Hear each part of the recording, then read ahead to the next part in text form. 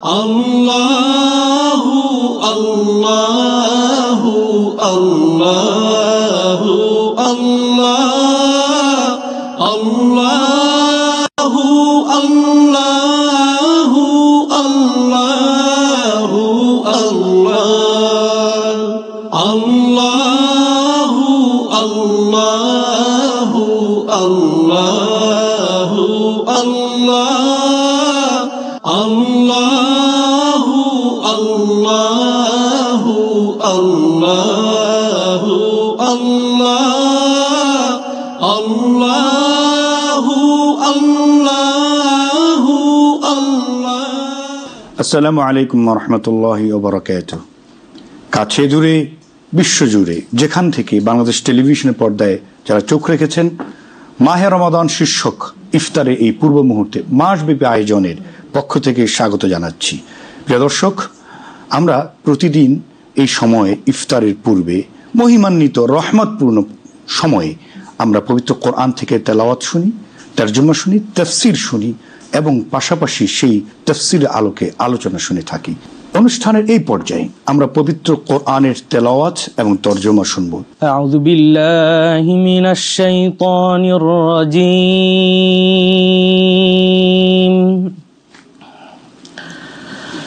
বিসমিল্লাহির রাহমানির রহিম।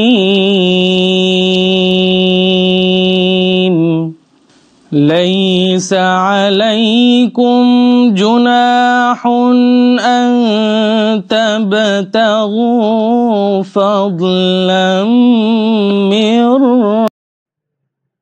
ربكم ليس عليكم جناح أن تبتغوا فضلا من ربكم فإذا أفضتم من عرفات فاذكروا الله عند المشعر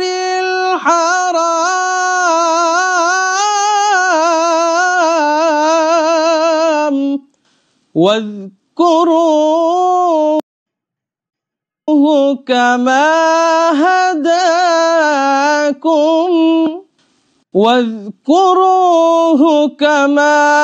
هداكم وإن كنت من قبله لمن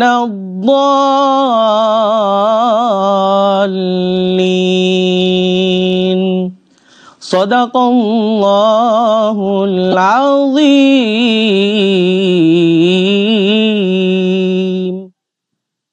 সূরা বাকারা আয়াত ১৯৭। হজ হয় সুবিদিত মাসসমূহে, অতঃপর যে কেহ এই মাসগুলিতে হজ করা স্থির করে তাহার জন্য হজের সময় স্ত্রী সম্ভোগ, অন্যায় আচরণ ও কলহ বিবাদ বিধেয় নহে। তোমরা উত্তম কাজে যাহা কিছু করো আল্লাহ তাহা জানেন, এবং তোমরা পাথের ব্যবস্থা করিও, আত্মসংযমী শ্রেষ্ঠ পাথেয়। হে বোধ সম্পন্ন ব্যক্তিগণ, তোমরা আমাকে ভয় করো।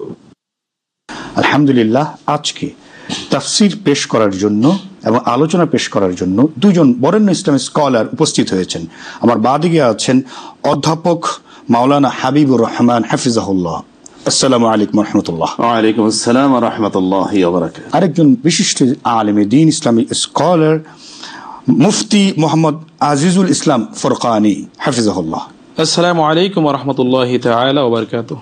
তাফসীর পেশ করছেন বিশিষ্ট আলেমে দ্বীন ইসলামী স্কলার অধ্যাপক মাওলানা হাবিবুর রহমান। এইমাত্র যে আয়াতে কারিমা তেলাওয়াত শুনলাম, আসলে কোরআন এমন একটি কিতাবের নাম যা তেলাওয়াত শ্রবণ করলে এমন হৃদয়গ্রাহীতা তৈরি হয়ে যায় যেন আল্লাহর দিকে মুতাওয়াজ্জ হয়ে যায়, আমরা হারিয়ে যাই কোথায় যেন, তাকওয়ার একটা গণ্ডির মধ্যে আমরা হারিয়ে যাই। এই মাহে রমজান যে আয়াতে কারিমাটা তেলাওয়াত হলো, এই তেলাওয়াত যদিও হজ সম্পর্কে কথাবার্তা বলা হয়েছে, হজ সম্পর্কে আল্লাহ রাব্বুল আলামিন আমাদেরকে মেসেজ দিয়েছেন, কিন্তু এইখানে আবার উমরাও আছে, হজ রিলেটেড, এবং তার সঙ্গে তাকওয়ারও একটা মেসেজ আছে। হজ যারা করতে যাব, উমরা যারা করতে যাব, আমাদেরকে আল্লাহ রাব্বুল আলামিন এমন চমৎকারভাবে একটা নীতিমালা দিয়ে দিয়েছে যে তোমরা যারা হজের ময়দানে চলে যাবে, উমরার উদ্দেশ্যে, বাইতুল্লাহর উদ্দেশ্যে রওনা হবে, আমি তোমাদেরকে বলেছি ওয়ালা ফুসুকা ওয়ালা জিদালা ফিল হজ। তো এই ওয়ালা ফুসুকা ওয়ালা জিদালা ফিল হজ, এই হজের সময় আপনি কোনো খারাপ আচরণ করতে পারবেন না, ঝগড়া করতে পারবেন না, জিনা ব্যভিচারের মতো মানসিকতা তৈরি করতে পারবেন না। আপনি বৈধ, এই যখন আপনি মুহরিম হবেন, যখন আমরা সবাই মুহরিম হব, এহরামের কাপড় পরব, তখন তালবিয়া ছাড়া আর কোনো কথা মুখ দিয়ে আসা উচিত না। এই কথাই আল্লাহ রাব্বুল আলামিন বলছেন। অনেক সময় দেখা যায় যে কথাটা আমি জাতির উদ্দেশ্যে বলছি, আমি মুহরিমদের উদ্দেশ্যে বলছি, হজে যারা যাবে, উমরায় যারা যাবে তাদের উদ্দেশ্যে বলছি। যখন আমরা মুহরিম হব, এহরামের কাপড় পরব, তখন শুধু তালবিয়া তালবিয়া তালবিয়া। আবার যখন মক্কায় ছেড়ে যখন আমরা মিনা, মুজদালিফা, আরাফায় যাব, সেখানে আমরা অনেক ভুল করি। কি ভুল? একজনে ব্যাগ রেখেছে ভালো একটা জায়গা এসি বরাবর, সেখানে গিয়েও কিন্তু আমরা ওই ব্যাগটা সরাই পট করে আমি শুয়ে পড়ছি, তার সঙ্গে ঝগড়া বিবাদে লেগে যাচ্ছে, লিপ্ত হয়ে যাচ্ছে মারাত্মক ভাবে, অশ্রাব্য ভাষায় গালিগালাজ করতেছি। এই যে ল্যাক অফ নলেজ, আল্লাহ রাব্বুল আলামিন মাহে রমজানকে আমাদের সামনে আনছেন, প্রত্যেক বছর আসে। কেন আসে? বলতে থাকেন আল্লাহ রাব্বুল আলামিন, ইকরা, স্টাডি করো, পড়ো, জানো এবং সে অনুপাতে আমল করো। তাহলে আমরা যতগুলি ইবাদত করব, সেই ইবাদতের ব্যাপারে আল্লাহ রাব্বুল আলামিন আমাদেরকে আরো মেসেজ দিয়েছেন। আল্লাহ রাসূল বলেছেন, খুযু আন্নী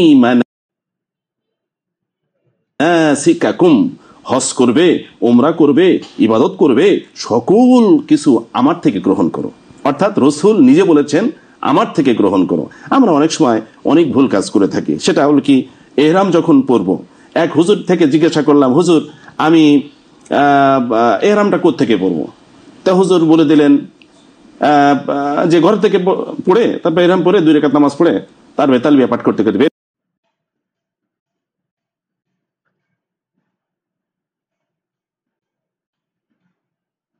হয়ে যাবেন। ওইটাকে যেহেতু বড় একটা ইবাদত, সেই ইবাদতটা যাতে সুন্দরভাবে হয়, কোনো ল্যাকিং না থাকে, কোনো কিছু কমতি না হয়, সেই জন্য আমরা কি করি, আর এক হুজুরের কাছে ওইটা অবজারভেশনের জন্য যাই। হুজুর অমুক হুজুর তো এটা করে বলেছে, এখন আমি তো কোত্থেকে এহরামটা পরবো?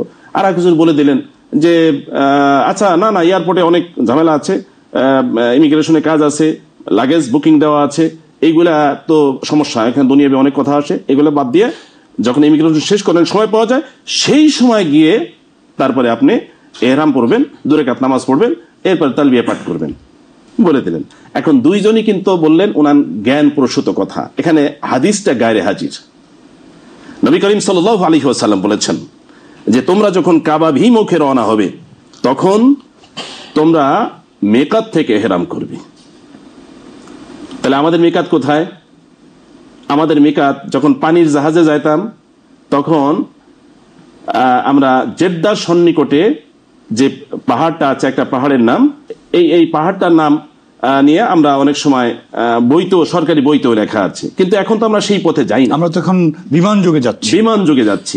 তাহলে বিমান যুগে যখন আমরা যাব, তখন কিন্তু একটা স্থান আছে, এটা তায়েফের মাঝখানে, এটা নাম হলো কারনুন মানাজিল।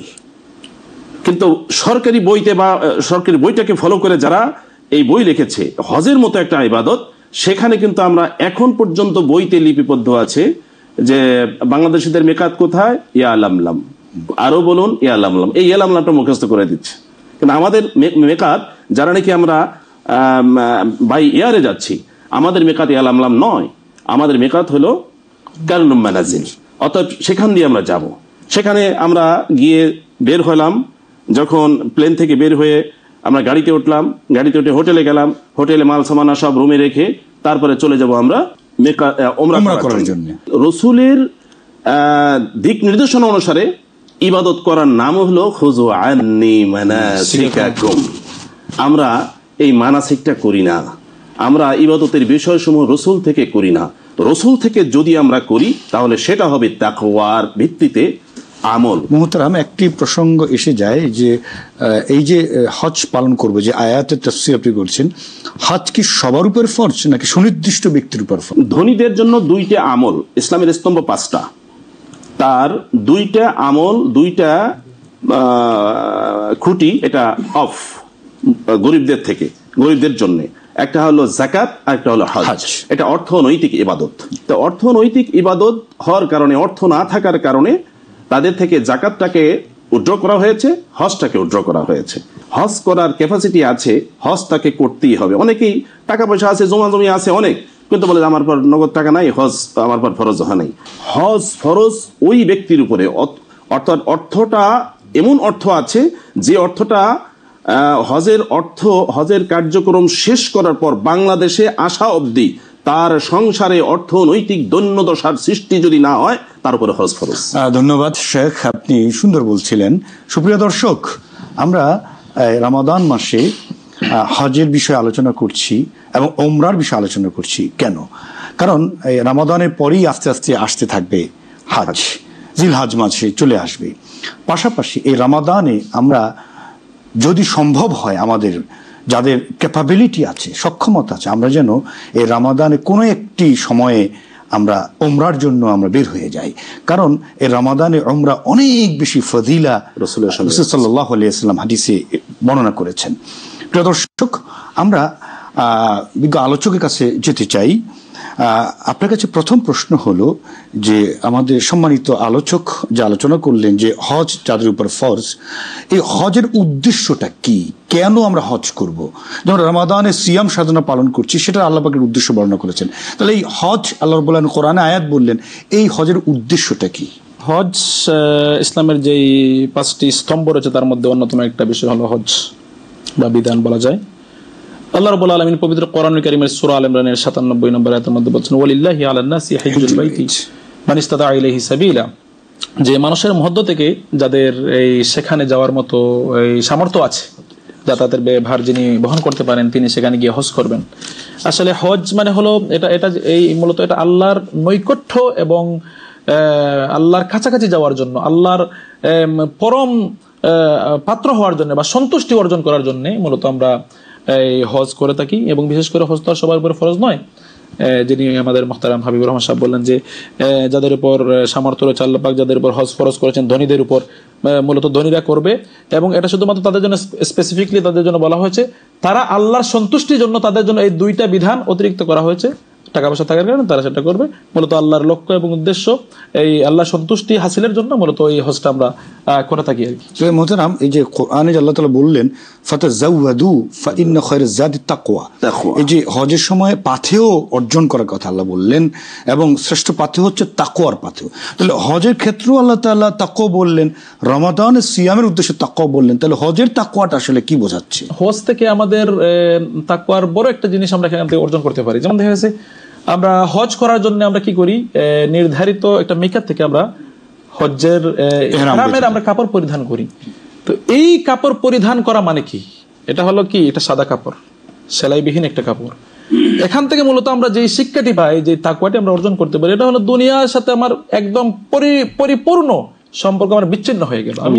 আমি কি একদম কাফনের কাপড়টা আমি পরিধান করলাম।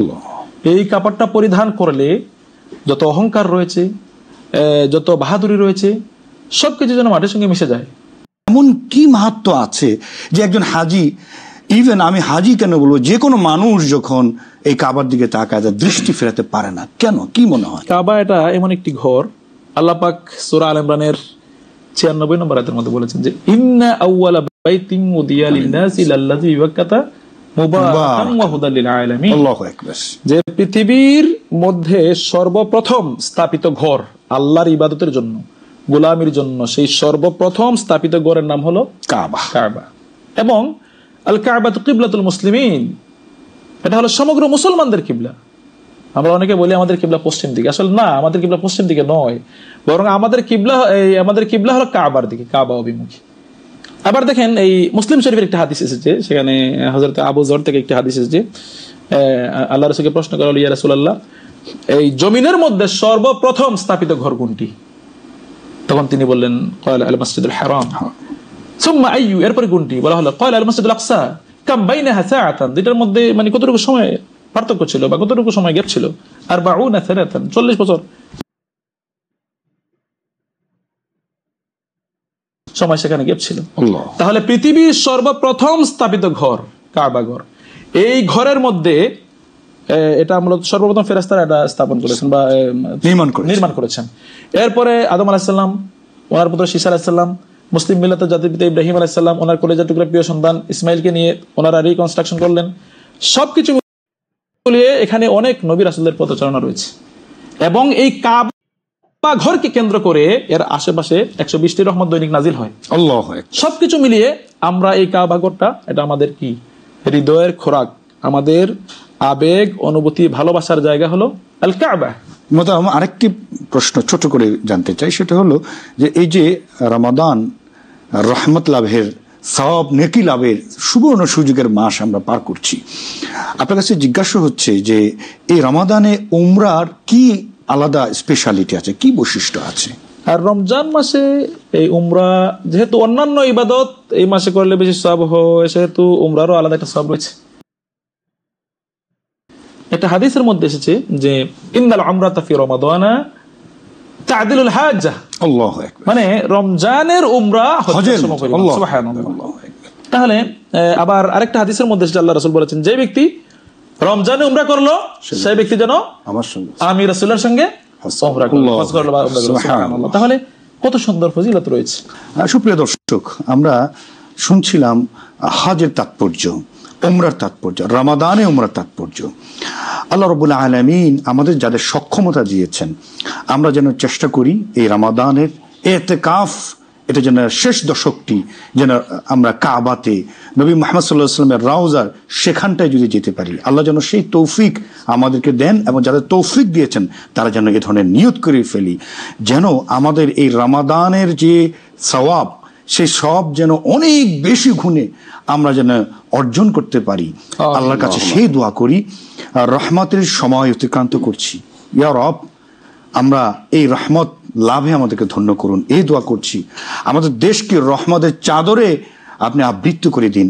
আমাদের সকলের নামাজ, আমাদের তাসবিহ, আমাদের তাহলিল, আমাদের সিয়াম, আমাদের কিয়াম, আমাদের তারাবি, সব কিছু, তাহাজ্জুদ, ইয়া রব, আমাদের সকল কিছু আমলগুলিকে কবুল করে নিয়ে আমাদের কোরআনমুখী জিন্দেগি আপনি দান করুন। আমিন। আজকের পর্ব এখানেই শেষ করতে চলেছি, এবং অনুষ্ঠানের শেষে এখন আমরা মোনাজাত করবো আল্লাহর কাছে।